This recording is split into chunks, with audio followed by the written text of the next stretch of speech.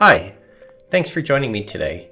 We're going to deep dive into the Kununu Pipeline Review's list view. So this is the go-to view for really slicing and dicing the pipeline and digging into the deals. To get to the list view, go to the Pipeline Review tab and the list view button in the left-hand bar. That's the second button down. First thing you'll notice about this view is that it has groupings. So by default, it's grouped by forecast category, but that's something I can very easily change with the groupings button, the group by button. And instead of forecast category, I can choose stage name. Now the view has redrawn and I have the opportunities grouped by their sales stage. Each grouping has its own subtotals. So these are aligned to the numbers in the header. The amount, the committed and won, the closed won. Also on the group label, you can see how many open deals are in that group and how many total deals. So you can see where you have open and where you have closed. So that's how you can get started with the groupings, with the quick list behind the group by button. But this is really just the start of what you can do to group your opportunities and analyze them. When you click the More Groupings link in the Group By menu, it opens up the Groupings panel. And now I can click on the Group By tile and I can pick any of those preset options, and your admin can control what's in this list, can take things out, add things in. So the quick options you have control over. You can group by any field on the opportunity object, any field on related objects, any fields on products and opportunity line items. And it's also every type of field. It's not just pick lists. You can choose to group on something like the amount field even. And when I group by that, you can see that automatically buckets the opportunities into amount ranges. So let me go back to the forecast categories and we'll do something else now. So instead of just forecast category, let's say I also want this to be by account type. So I'll change the primary grouping to account and account type. So now I'm grouping on a field from a related object. I have my customer direct, customer channel, and now I can add a second grouping, and now we'll do forecast category. So it begins to make this nested view where the first level is the account type and then the forecast categories. Okay. And I can go even further. So let me also add a grouping of the sales rep, the opportunity owner. So now I have 3 levels.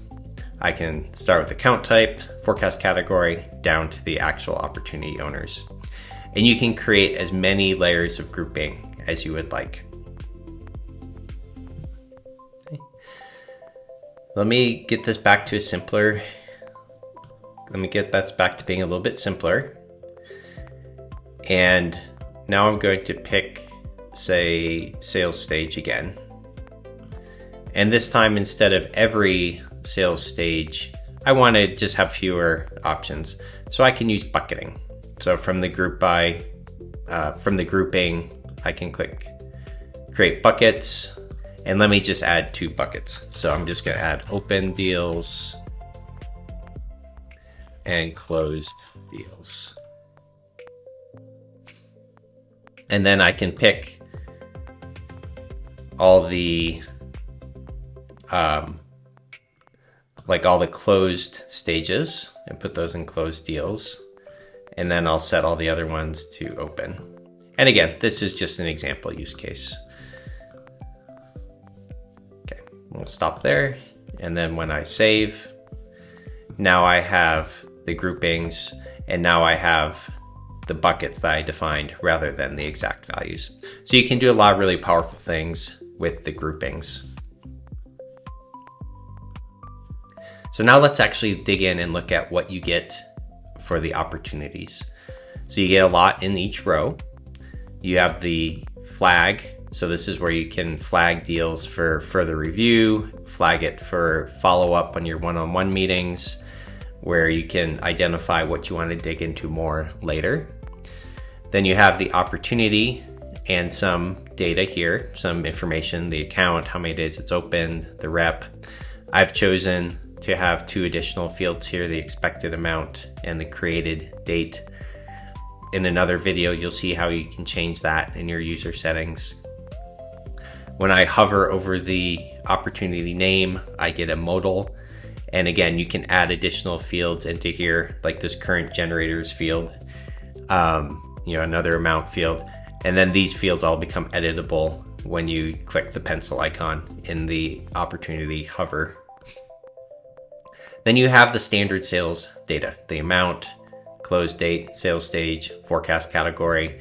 All of this is permission based. So if you have the permission to edit these fields for an opportunity, you can go ahead and edit them in line. So let me move the close date back a couple days. So I've saved this now. You can see it's added a change indicator. So this is telling me that in the last 7 days, it changed. I just made that change. Other deals also have changes from the last 7 days, and you can just hover over it to see. You can change that change period from being 7 days to being, say, just the last day. So now I can see changes that happened in the last day with the red and green change indicators. Here's that one that I just changed. Now this sales process column, this is actually a spot that you can customize in the app. By default, this is next steps. But if you want to go another step in terms of data visibility, you can customize this. And here are just a couple of examples of what you're able to do. So the next steps is the default. Great place to have the stoplight for your sales methodology if you're using Medpic or Spiced or similar. This example, which is what's live in this demo org, is a collection of little widgets that show various things, a score, a progress chart. You can open up a hierarchy. This can connect into other third-party AppExchange apps. And the last example of having a colored status badge. In this case, this one was based on days and stage. So just a couple of examples of how that can be tailored to suit your particular needs. And then the last thing in this row are some actions. Again, there's a few out-of-the-box actions: editing the opportunity, editing the account, creating a new task. And then this can be extended to additional actions to display data or to enable some sort of flow. There'll be another video on how to customize this set of actions and what you can do there. So I think that covers the basics of the list view.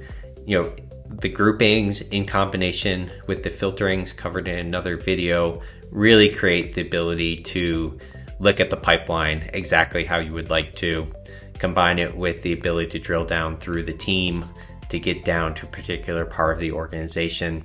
So this is a go-to view for your pipeline review meetings, your one-on-one meetings, and just when you really want to understand the pipeline and what's in it and how it's changing. Thank you for joining me. Appreciate it, and stay tuned for more videos on Akunu pipeline reviews.